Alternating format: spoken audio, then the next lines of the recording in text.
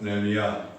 한 동안도 하나님께서 우리와 함께 하시고 또 여러 가지 일들이 있지만은 주변에 보니까 건강한 분들이 건강한 퍽퍽 쓰러지고 유명을 달리했다는 소식을 듣게 됐는데 지금 건강한 분이 먼저 돌아가셨을까 이렇게 생각을 하면서 우리가 세월 앞에는 장사가 없다 하는 말을 다시 한번 느끼면서 오늘 이렇게 하나님 앞에 나와 건강하게 예배드릴 수 있는 것이 얼마나 축복인지 다시 한번 깊이 새기면서 우리가 또한 이제 생명을 하나님께서 연장해 주신 것은 하나님의 귀한 사명이 아직도 남아있는데 우리는 한 사람이 세상에 넘어 세월을 통치하고 세상을 떠났다고 생각하지 말고 나에게 주어진 하나님의 사명이 무엇인가를 깊이 깨닫는 그러한 지혜로운 성도가 되기를 주의 이름으로 축원합니다. 오늘 본문 말씀 통해서 사무엘상에 보여진 그리스도에 대한 말씀으로 함께 말씀의 은혜를 받겠습니다. 이 사무엘상은 본래 한 권의 책입니다. 한 권의 책인데 사무엘서는 신정 체제에서 왕정 체제로 전환하고 있는 그런 내용들을 보여주고 있습니다. 이제까지는 왕이 없이 하나님께서 직접 다스렸습니다. 인간의 왕이 없이 하나님 왕이시고 하나님이 세상을 다스렸습니다. 특별히 언약 백성들을 하나님이 직접 다스린 것이 신정 정부였는데 사무엘서에 와서는 왕을 세웠습니다. 그래서 왕을 세워서 다스리는 이 왕정 왕국이 되는데 사실 내면적으로는 신정 왕국 연장입니다만은 이 사사기 21장 25절을 보면 그때의 이스라엘 왕이 없으므로 사람이 각각 그 소견에 오른 대로 행하였더라 이렇게 말씀으로 끝이 납니다. 그리고 이제 사사들이 지리하던 때를 배경한 그 룻기에 보니까 룻기 4장 22절 말씀에 이새는 다윗을 낳았더라. 굳이 이 다윗 왕의 위의 족보까지 들먹이면서 이 사사기의 마지막에 이 족보가 기록한 목적이 무언가를 여러분에게 말씀을 드렸습니다만은 이 사무엘상 16장 1절에 보면 이사의 아들 중에는 한 왕을 하나님이 준비해 주셨습니다. 그 가운데 예선했다. 미리 하나님이 선택해 놓은 세우는 왕이 있었는데 이 왕이 없어서 혼란을 거듭하는 시대에 하나님께서는 이미 한 왕을 준비하고 있었다. 그가 다윗임을 성경에 보여주고 있는데 이 룻기에서부터 초점이 다윗에게로 모아지고 있음을 이런 말씀을 보면서 주목해야 합니다. 그리고 그 초점은 아브라함과 다윗의 자손 예수 그리스도로 집중되어 있습니다.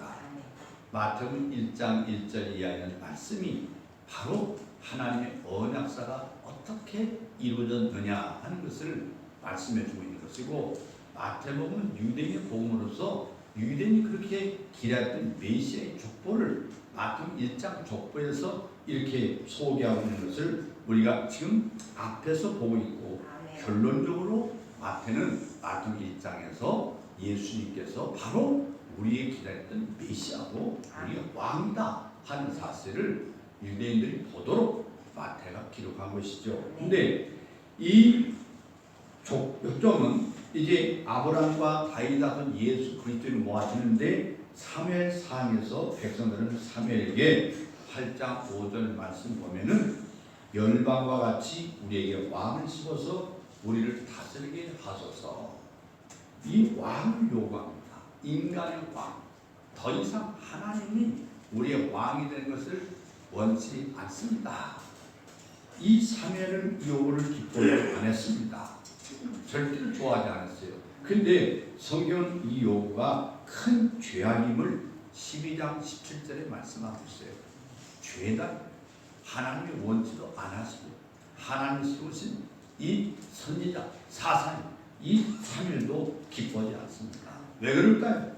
첫째 이유는 8장 7절에 우리가 함께 읽은 것처럼 그들이 나를 버려 자기들의 왕이 되지 못하게 합니다. 이렇게 말씀하고 있습니다. 지금까지는 하나님 친히 다스리시는 신정 체제였습니다. 그러나 패역한 백성들은 보이지 않는 하나님을 자기들의 왕으로 모시기를 원치 않은 거예요. 하나님을 거부하고 있습니다. 이건 하나님은 비록 볼 수 없지만 보이는 왕보다 더 인격적으로 교제하기를 원하시는 하나님 되심을 인식하는데 그들은 실패했다는 사실. 그렇다면 하나님께서 왜 룻기서를 통해서 왕을 준비해 놓으셨음을 계시하고 있었을까? 왜 계시했을까? 하나님 의도는 하나님을 대리하는 왕을 세워주셔서 그 왕을 통해서 다스리는 신정 왕국을 계속 세워가는 데 목적이 있습니다. 하나님께서 그 다윗을 가리켜서 사도행전 13장 22절 말씀 보면 내가 이새의 아들 다윗을 만나니 내 마음에 합한 사람이라 내 뜻을 다 이루게 하리라. 그렇게 말씀하고 있습니다. 그래 다윗을 만나니 다윗을 통해서 올 메시아에 대한 하나님의 예언 말씀이죠. 예언의 말씀인데 그런데 그들이 요구하는 왕국과 하나님께서 세우시려고 하는 왕국의 목적은 다르게 되어 있습니다. 서로 다릅니다. 이것이 두 번째 이유예요. 그들이 우리에게도 왕을 세워달라 하고 요구하는 것은 저 열방과 같이 수많은 그 이스라엘 외의 강대국들과 같이 우리에게도 왕을 세워달라. 왕을 세워달라. 이 열방의 왕들처럼 적들을 정복하고 강대한 나라를 세우기 위해서는 그 왕, 인간의 왕을 세워서 이 나라가 부강해지고 잘 먹고 잘 살게 해주는 그런 왕을 요구했다고 8장 19절에서 20절에 말씀하고 있습니다. 오늘 보면 8장 19절 20절의 말씀. 그러나 하나님의 계획은 후속사에 있어서 앞으로 도래할 메시아 왕국의 예표로서의 왕국을 세우시려는 것이 하나님의 섭리의 의도였습니다. 그래서 다윗을 왕으로 세워주셔서 다스릴 신정 왕국은 메시아 왕국에 대한 하나의 메타포, 예표랍니다. 하나님 세우실 메시아 왕국. 그래서 이사야 선지자는 이사야서 11장 1절 말씀 보면 이새의 줄기에서 한 싹이 나며 이새가 다윗의 아버지잖아요. 이새의 줄기에서 한 싹이 나며 그 뿌리에서 한 가지가 나서 결실하는 것이요. 바로 메시아에 대한 하나님의 메타포예요. 예언의 말씀. 그런데 이새의 아들 다윗이 메시아에 대한 예표였음을 증거해주고 있는데 신약 성경에 마태복음 1장 1절 말씀하기를 아브라함과 다윗의 자손 예수 그리스도의 세계라 족보라 그 말이에요. 족보라. 저들의 잘못은 천하만 민이 그로 말미암아 구원의 복을 받게 되는 후속사적인 신정 왕국을 바라는 것이 아니라 자기들만 잘 먹고 잘 살게 해줄 그런 세속 왕국을 요구했었다는 사실이죠. 역사는 반복이 됩니다. 메시아가 이 땅에 오셨을 때 메시아를 거대하던 그들을 위해서 십자가에 못 박아 예수님 못 박아버렸죠. 이 못 박게 된 것은 로마의 속박으로부터 해방시켜줄 정치적인 메시아를 기다리고 있었다는 사실. 그들이 지금 현재 기다렸던 메시아가 아니라는 거예요. 예수는 우리가 기다리는 왕이 아니다. 그래서 예수를 십자가에 못 박아 죽여버린 거예요.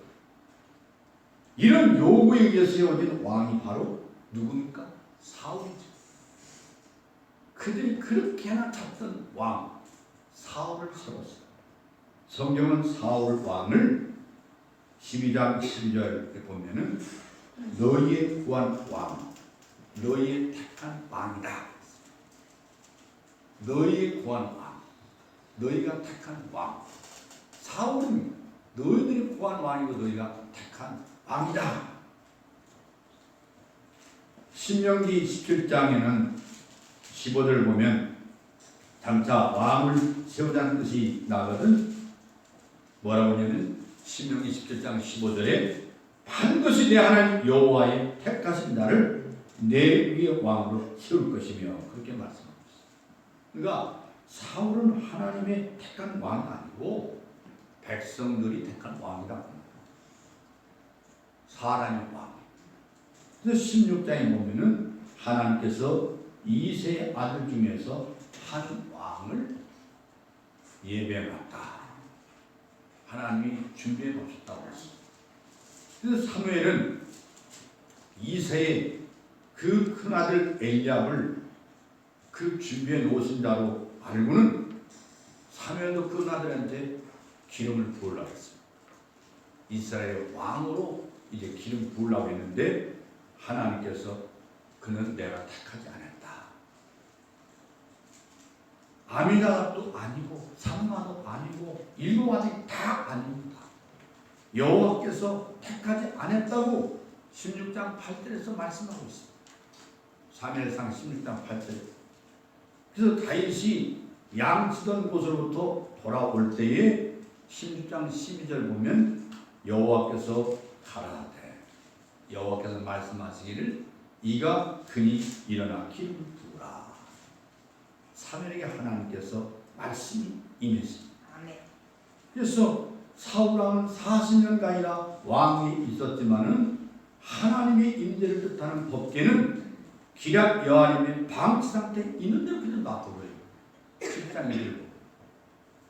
근데 다윗이 주변하는 왕이 되자마자 역대상 14장 3절 보면 우리가 우리 하나님의 궤를 옮겨오자. 하나님의 법궤를 옮겨오자. 사울 때는 우리가 궤 앞에서 묻지 아니하느니라. 그렇게 말씀하고. 근데 아예 사울왕은 하나님 법궤 자체는 안중에도 없는 거예요. 하나님이 세우지 않는 이스라엘 백성이 세운 인간의 왕은 하나님의 언약에 관심이 없는 거예요. 관심 자체가 없어요. 그러니까 법궤가 어디든지 상관이 없는 거예요. 그러니까 하나님이 준비하는 다윗은 그 법궤를 반드시 옮겨가야 한다. 하나님의 언약에 충실하자. 하나님 언약에 돌아가자.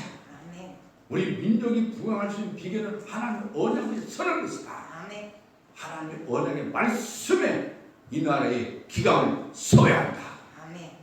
할렐루야. 하나님의 말씀 위에 세우자. 하나님의 언약의 말씀에 세워진 교회가 해야 된다. 나라가 해야 된다. 여러분, 이것이 바로 사울이 신정 왕국이 아니었음을 단적으로 말씀해 주는 거예요. 그래서 지리자의 지팡이, 이 지리자의 지팡이가 뭐예요? 왕권입니다. 유다 지파에서 떠나지 아니하리라. 어디서 말씀하셨어요? 창세기 49장 10절에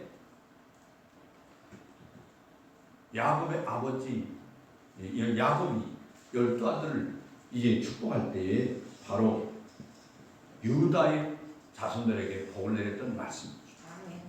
유다요. 저는 이 말씀 교훈들을 한다면 여러분은 자녀들을 하루에 몇 번씩 축복해도 합니까? 지금 내 품에 있을 때 머리에 손 얹고 기도하십시오. 여러분은 여러분의 가정의 자녀들의 목사입니다. 하나님의 대리자라는 거예요. 하나님의 대리자로서 여러분의 자녀들에게 안수하십시오. 여호와의 기름이 부어지고 여러분 기도하시기 바랍니다. 너의 기초는 여호와 하나님이다. 너의 뿌리는 여호와의 언약의 말씀이다.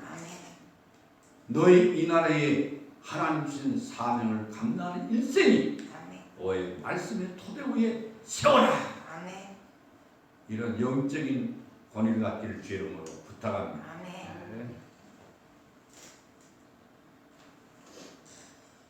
여러분, 그가 신정왕국의 왕으로 부족한 것이 드러났습니다. 13장 8절 14절 15장 22절로 23절을 보면 그래서 이 지리자의 지팡이가 유다에서 떠나지 아니하라 했는데 사울은 유다 지파가 아니고 어떤 지파입니까? 베냐민 지파라고 9장 1절에 나왔다. 9장 1절. 하나님께서 지리자의 지팡이가 유다 지파에서 나온다고 했지 베냐민 지파에서 나온다고 하지 않았어요. 하나님 언약의 말씀이 유다 지파에서 나옵니다. 그러니까 사울은 유다 지파가 아니에요. 하나님의 언약이 1.1도 변함없이 계속 이어진 게 하나님의 구속의 역사입니다. 하나님의 신정함을 세우는데 하나님 언약한 대로 하나님은 일하고 계신 거예요. 일해 왔던 거예요. 그게 구속사예요. 하나님 하신 일이에요. 그래서 신정 왕국의 왕으로서 부족한 것이 14장 8절 이하나 또 15장 22절 이하에 말씀 나와요. 그래서 즉각 버림을 당하게 됩니다. 어디에서? 16장 1절에서 버림 당하죠. 그럼 다윗 왕에게는 사무엘하 7장 14절 이하에 보면 나는 그 아비가 되고 그는 내 아들 되리니 저가 만일 죄를 범하면 내가 사람 막대기와 인생 채찍으로 징계하리라. 내가 내 앞에서 패한 사울에게서 내 은총을 빼앗은 것 같이 그에게서는 빼앗지 아니하리라. 다윗도 매를 맞았죠. 엄청나게 매를 맞았지 않습니까? 범죄한 후에 하나님께서 다윗을 얼마나 징계를 많이 하셨죠. 그 이 말씀대로 한 겁니다. 왜 그러냐? 그는 다윗과 그의 후손에게 무슨 선이나 공로가 있는 게 아니고 하나님이 그에게 메시아 왕국을 세우고자 하시는 하나님의 주권적인 구원의 그 계획을 성취해 나가기 위해서입니다. 하나님께서 사무엘을 보내사 다윗에게 기름을 붓습니다. 그래서 16장 13절 보면 이날 이후로 다윗이 여호와의 신에게 크게 감동되리라. 다윗이 여호와의 신이 뭡니까? 성령이 충만합니다. 하나님 영이 충만합니다.